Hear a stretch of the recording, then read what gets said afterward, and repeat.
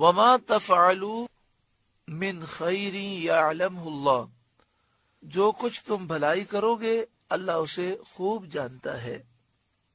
وتزودوا، اور سامان سفر ساتھ لے جاؤ۔ فإن خیر الزاد التقوی، کہ سب سے بہتر توشہ پرہیزگاری ہے۔ یمن کے لوگ جب حج پر جاتے تھے تو سامان سفر اپنے ساتھ لے کر نہیں جاتے تھے۔ جب ان سے کہا جاتا تو وہ کہتے ہم اللہ پر بھروسہ کرنے والے ہیں، لیکن پھر صبر نہ ہو سکتا اور لوگوں سے بھیک مانگتے، اور بسا اوقات ضرورت محسوس ہوتی تو چوری بھی کر لیتے، غصب بھی کر لیتے۔ تو فرمایا کہ تقوی یہ بہترین سامان سفر ہے۔ سوال کرنا، چوریاں کرنا، غصب کرنا یہ تقوی کے خلاف ہے۔ تو جو ضرورت کی چیزیں وہ ساتھ لے کر جاؤ اور پھر اللہ پر بھروسہ کرو۔ تو ہمیں بھی چاہیے کہ جب ہم حج عمرے کے سفر پر جائیں تو کوشش کریں کہ اپنی ضرورت کی ساری چیزیں ساتھ رکھیں۔ صدر الشریعہ بدر الطریقہ حضرت علامہ مولانا مفتی امجد علی خان علیہ الرحمہ نے کتاب بحر شریعت میں بات لکھی، اور اعلیٰ حضرت امام اہل سنت نے بھی انوار البشارہ میں یہ بات لکھی کہ جب حج کے سفر پر جائے تو لوگوں کی ضرورت کی کچھ چیزیں زائد اپنے ساتھ رکھے اور لوگوں کی ضرورتیں پورا کرتا رہے، یہ حج مقبول کی نشانی ہے۔ یعنی ایسی چیزیں جن کا وزن کم ہوتا ہے اور لوگوں کو ضرورت پڑتی رہتی ہے تو وہ کچھ زائد رکھ لیں تاکہ لوگوں کی امداد ہو اور ان کی ضروریات پوری ہوں، تاکہ ہمارا حج بھی مقبول ہو۔ لوگوں سے سوال نہیں کرنا چاہیے، لیکن اگر کوئی سوال کرے تو دل میں خیال نہیں آنا چاہیے کہ اس نے مجھ سے سوال کیوں کیا۔ اگر ہو سکے تو اس کے سوال کو پورا کرنا چاہیے۔ اسی طرح آج کل حج پر جب لوگ جاتے ہیں تو بسا اوقات ان کی مختلف کمروں میں شیئرنگ ہوتی ہے۔ بعض لوگ تو فیملی کے ساتھ جاتے ہیں اور بعض جو ہے وہ کسی کے ساتھ اس طرح جاتے ہیں کہ وہ خود اکیلے ہوتے ہیں اور ایک کمرے میں 5 افراد ہیں، ان میں وہ شامل ہو جاتے ہیں۔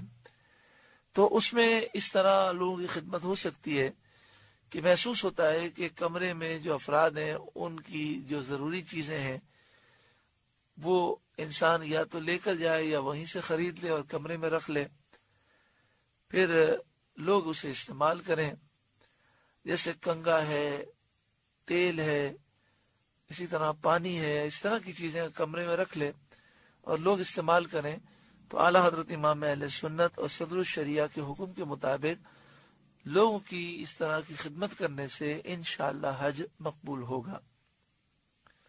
فَإِنَّ خَيْرَ الزَّادِ التَّقْوَى، بہترین زاد راہ ہے، توشہ سفر ہے، وہ تقوی ہے۔ انسان کو چاہیے کہ جب وہ یہاں سے نکلے تو سچی پکی توبہ کر کے نکلے اور اپنے دل میں اللہ کا خوف پیدا کرے، کیونکہ اس سفر میں جہاں دیگر سامان کی ضرورت ہے سب سے اہم چیز اس کے دل میں تقوی ہو۔ بعض لوگ یہاں سے توبہ نہیں کرتے اور کہتے ہیں حج کے بعد پھر گناہوں سے دور رہیں گے۔ تو اللہ تعالیٰ نے اتنا مبارک سفر عطا فرمایا تو جانے سے پہلے انسان سچی پکی توبہ کر کے جائے۔ کسی کا قرضہ لیا ہے تو وہ واپس کر کے جائے، اگر واپس کرنے کی طاقت نہیں تو اس سے اجازت لے کر جائے۔ کسی کا مال ناجائز طریقے سے لیا ہے تو اسے واپس کرے، کسی پہ ظلم کیا ہے یا دیگر معاملات کیے ہیں، دل آزاری کی ہے تو اس سے معافی مانگ کر اور صلح و صفائی کر کے جائے۔ وَاتَّقُونِ يَا أُولِي الْأَلْبَابِ، اور اے عقل مندو مجھ سے ڈرتے رہو۔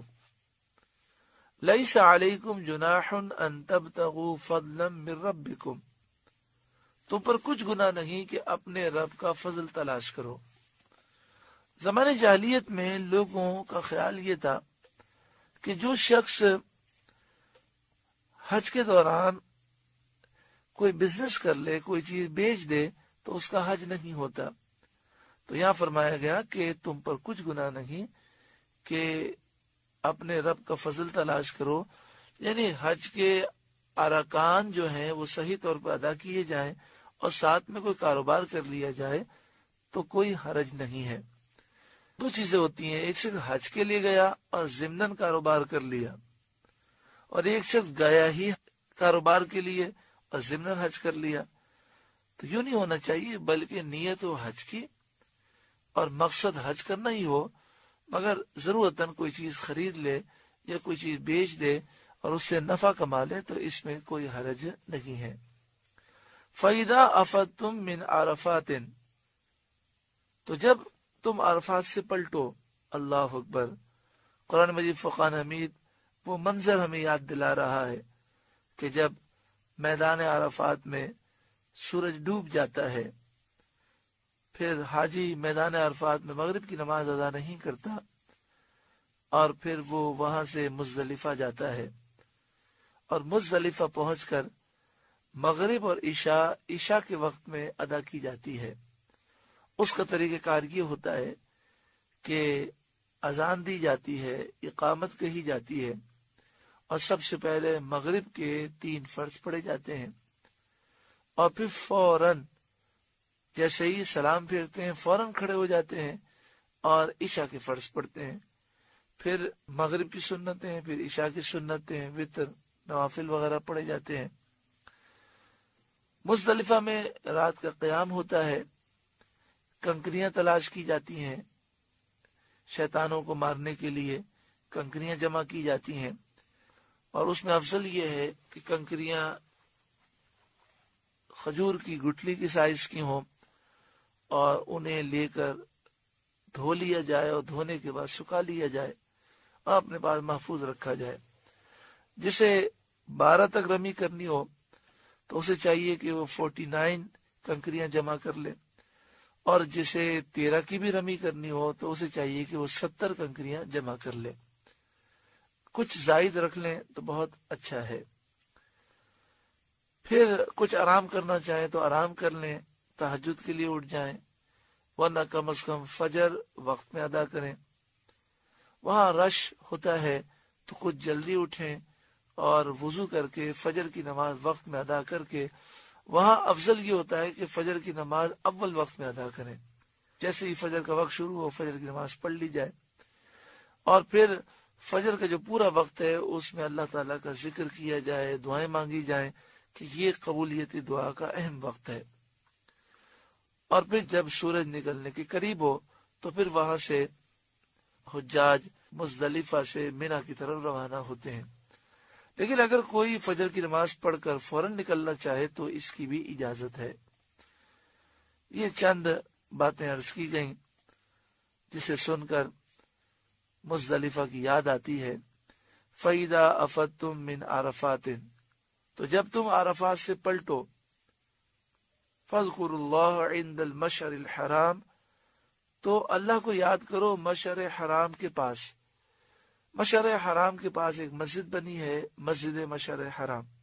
مزدلفہ میں جو مسجد موجود ہے یہ مشعر حرام کے قریب ہے، تو یہاں مراد عند المشعر الحرام سے مراد ہے میدان مزدلفہ میں اللہ کو یاد کرو، مغرب اور عشاء ملا کر ادا کرو، اور اللہ کا ذکر کرو، فجر کی نماز ادا کرو۔